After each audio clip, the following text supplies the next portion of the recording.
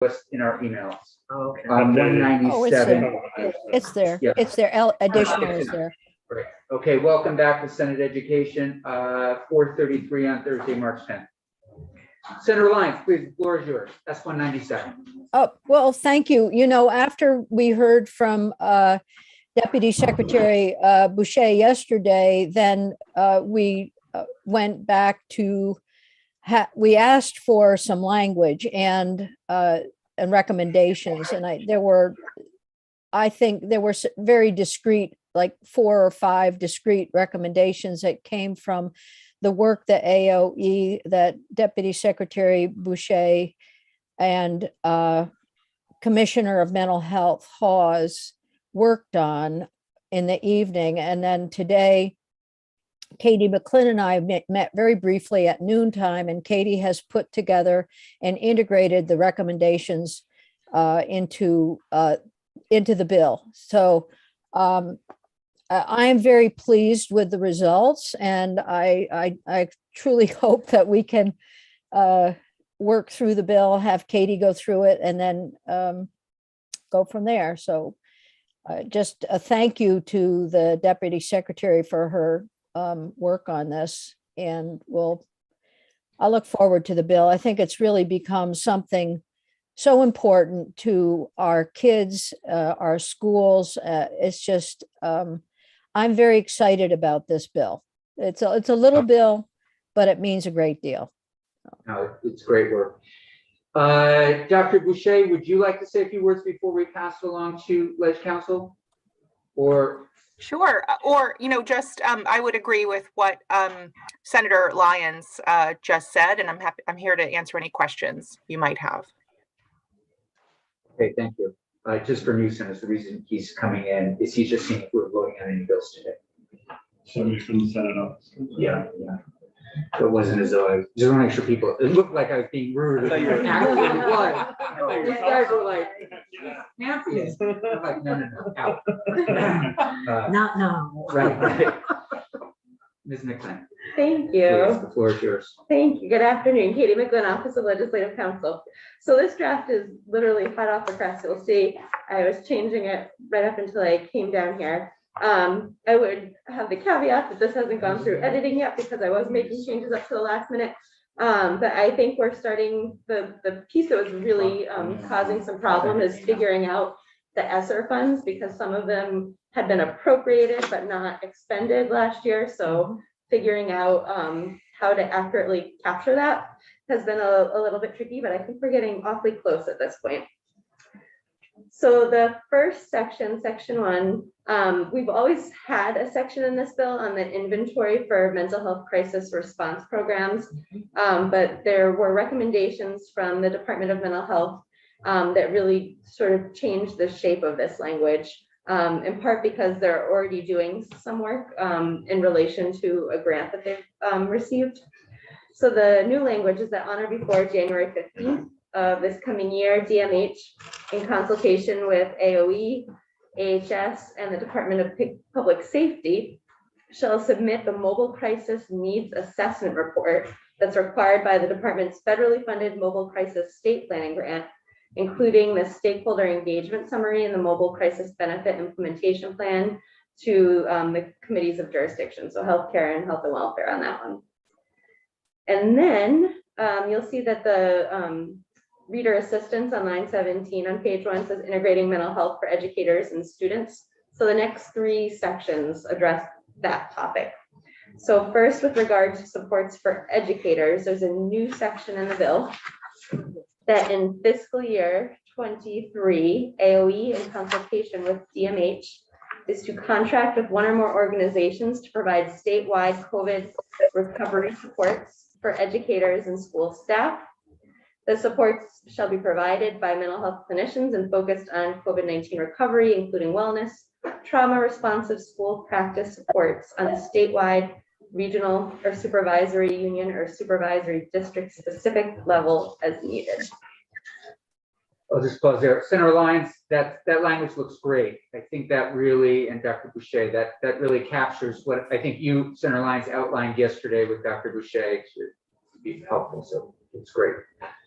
Okay. There's no plan. Okay, so the next section, section 3, this is language that you've seen some iteration of before. And this is the grants that have been just focused on after-school programming, and it's been expanded.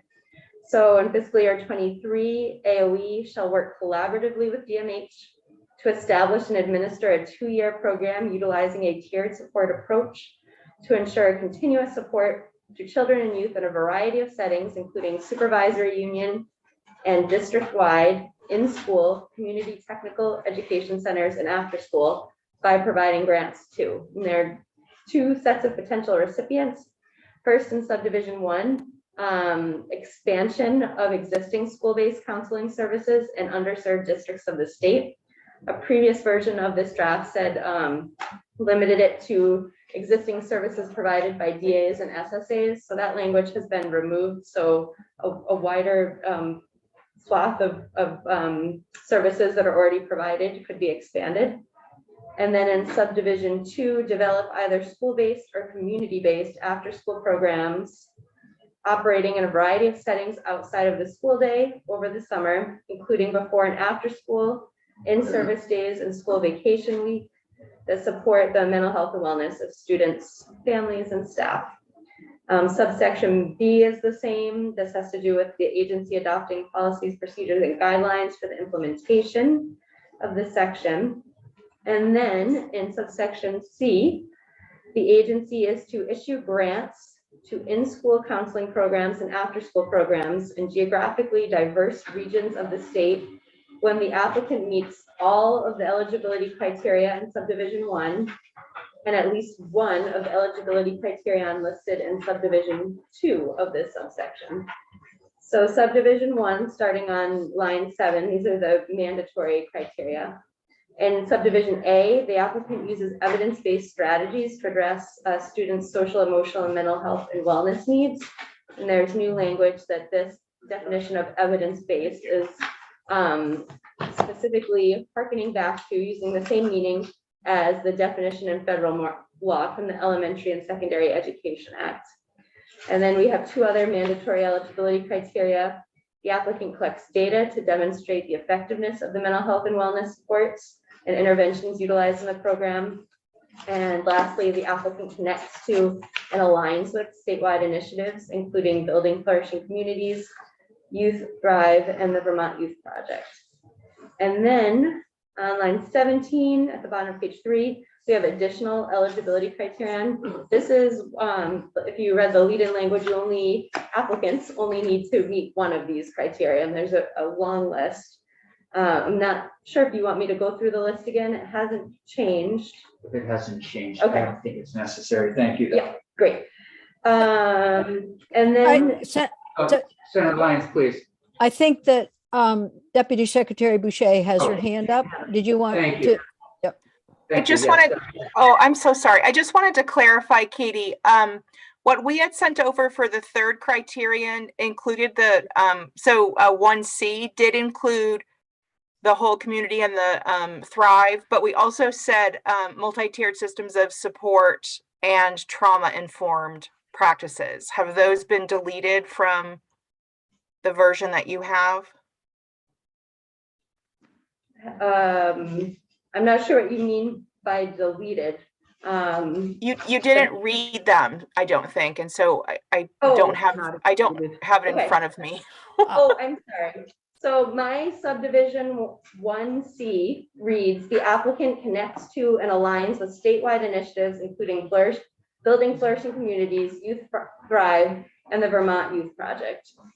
Oh, no, we had other language for that must have somehow not made it through, so I apologize. Do you want me to send that over right now? Your suggestion was multi-tiered support and trauma-informed. Can you read it? Because Yes. the multi-tiered piece was up at the beginning in the introduction. And so I was wondering if that was the 2-year program utilizing a tiered support approach. It could say a multi-tiered support approach and then include the trauma-informed as the Yeah, so neither Department of Mental Health nor AOE agree that those 3 programs as specified should be mandatory. We get it. So I'm trying to find, I apologize, I'm trying to find my version. I think we're close. Well, And if you added multi-tiered approach and the trauma informed, yeah, and then we said, instead of listing those 3 programs, we said, and should align with whole child, whole school, whole community. right? And then, and I think that there's Youth Thrive that Laurel knew about. Like, it's a broader principle. So I know we're Yes. kind of in like the weeds, but No, we're not. You did mention that yesterday, but so why didn't Katie go ahead? Because I have what you sent and Okay. I'll look for it. apologize. I'm gonna get rid of Back this. one. Okay. Yeah. Okay, so that brings us to subsection D, and this is it's the report back on the effectiveness of these programs. So the language hasn't changed much except for the very bottom, the very last sentence on page 5.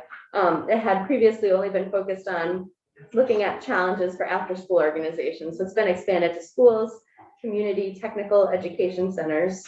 So that report back will be a little bit broader to include those. And then you'll notice that in sections 2 and 3, there was no appropriation for this work. It's both are covered in section 4. So this is where we're tackling the idea that the ESSER funds were appropriated in Act 74 of last year, and they weren't completely utilized, and so this language utilizes those funds. So in fiscal year 23, ESSER 3 funds appropriated pursuant to Act 74 shall be used as follows: $500,000 for the statewide recovery COVID recovery supports for educators and school staff pursuant to section 2, and then in subdivision 2, $4 million for grants to expand mental health and well-being services for children and youth pursuant to section 3 of this act.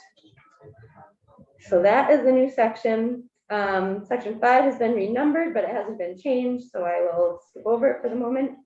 And then we have the effective date section. So those are the changes. You're in charge. I'm in charge, it goes down the line. I do have a question because I appreciate that we've expanded this because we heard from schools that they don't have enough resources.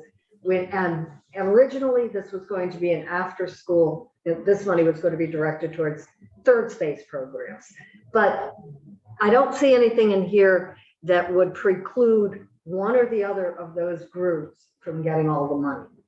So I don't know how we can make sure that whether, not that it's evenly divided or anything, but how do we ensure that there's a mix of what's necessary in school and what's looked at it in other spaces?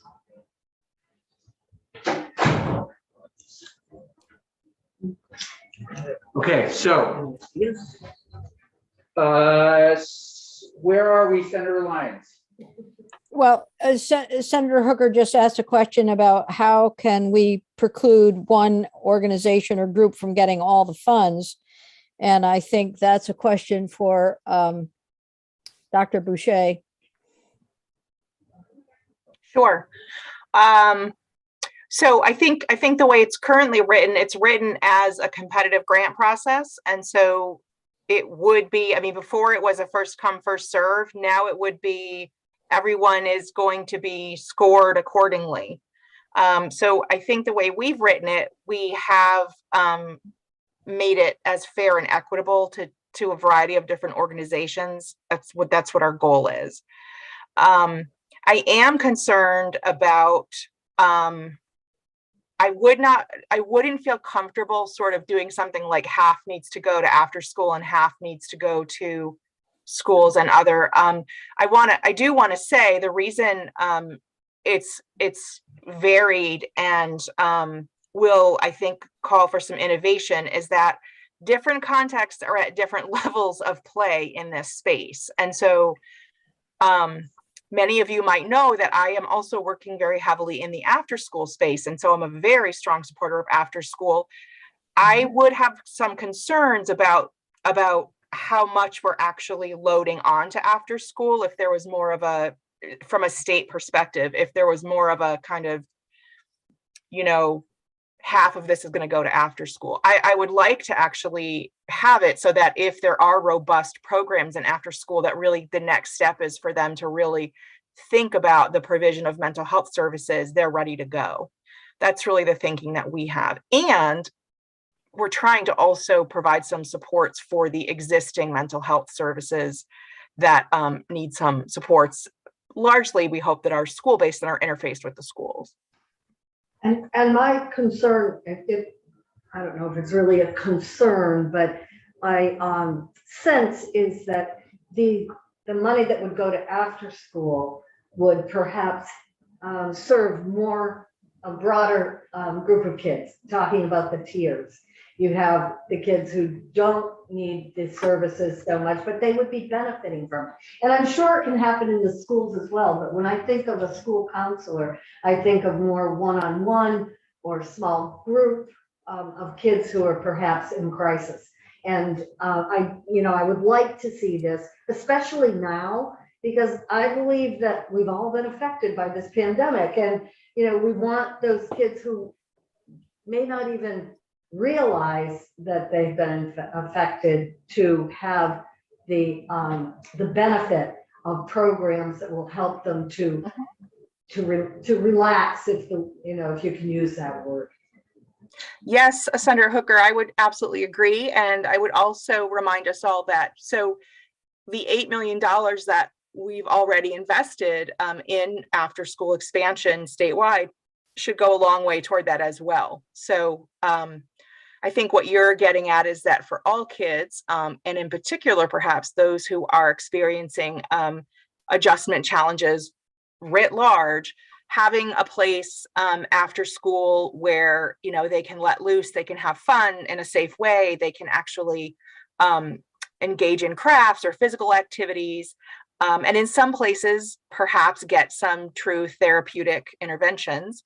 But for all kids that are in those settings, just the freedom and the flexibility of those programs is important for mental health and wellness. And I do think that we've made a strong commitment. I think the strongest commitment that I'm aware of in an 18-month period in after school as our state with our ESSER dollars. And I think we're all very pleased with that.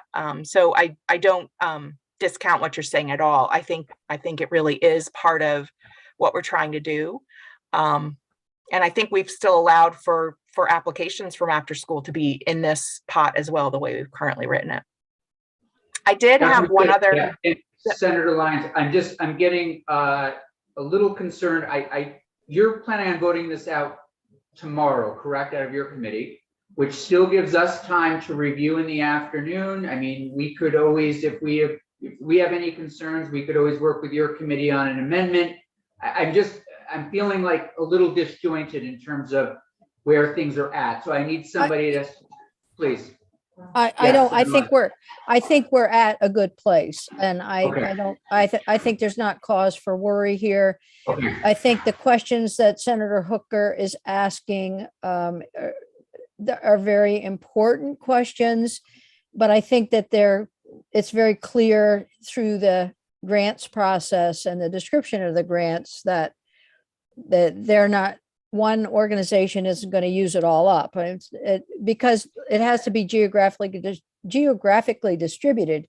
Multi-tiered means it's going to be for those who have the least need to those who have the greatest need, and one grant may or may not be able to fulfill all of that. So I can't express those concerns. I might have earlier on, but I think Senator Hooker's concern is a very good one. But I think we're in a really good place. And I just sent, I see Daphne gave Katie the language. I sent the language that Dr. Boucher sent about the multi-tiered.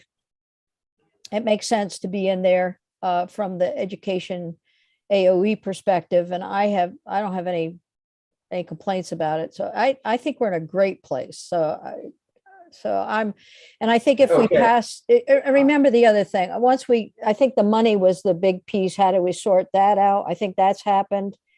We have a collaboration with 2 different agencies. That's happened.